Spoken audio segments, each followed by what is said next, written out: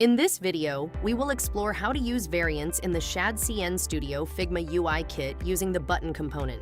Opening the button component page, here you can see the wide range of available variants covering style, size, state, and more.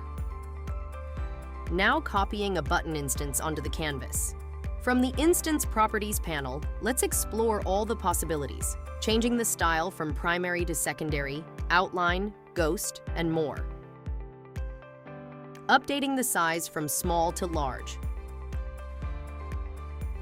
Switching the state between enabled, hover, active, and disabled. Enable the left icon or right icon,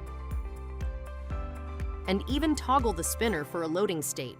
We can also update the button label directly, all without detaching the component. That is how variants in Shadcn Studio give you complete flexibility to design every button's state and style with just a few clicks.